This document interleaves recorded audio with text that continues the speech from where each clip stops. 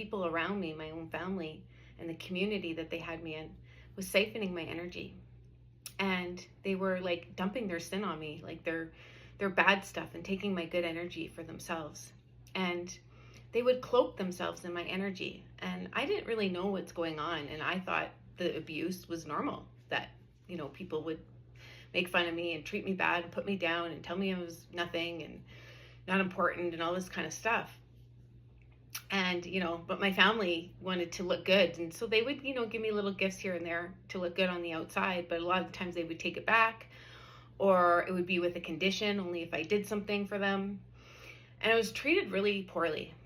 And I loved these people so much. And it was all I'd known, but it was just never enough for them. They just kept taking it. And they didn't want me to have my spiritual inheritance or my physical inheritance that was left to me.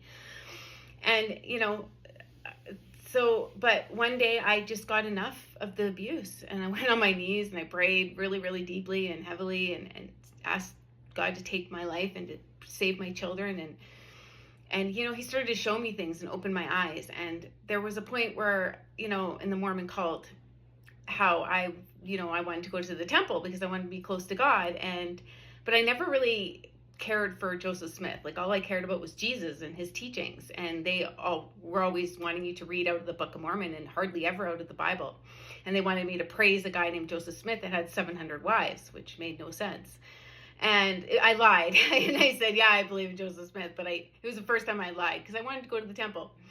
But I knew something wasn't right. And when I went into the temple, it felt dead, empty. Something was wrong. It was white. It was beautiful. But it was the presence, the Holy Spirit wasn't there. And I knew something wrong was happening here. But, I wanted to please my parents. And so I went. And there was a lot of rituals. And it felt very bad, like evil.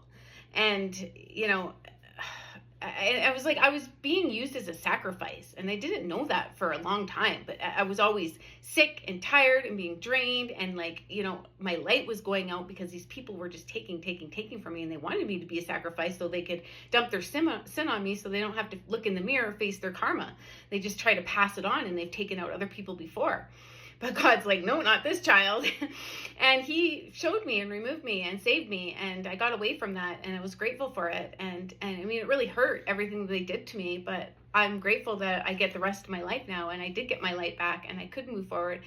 And, he saved me. And if he saved me, he can save you. So no matter what you're going through, or who's acting or saying what they're saying about you, or even if it's not true, or lying like they did to me, or try to steal your identity or whatever, God will deliver you from it like he did me. You just have to pray and ask him for help and ask him to remove it and ask for his will to be done in your life.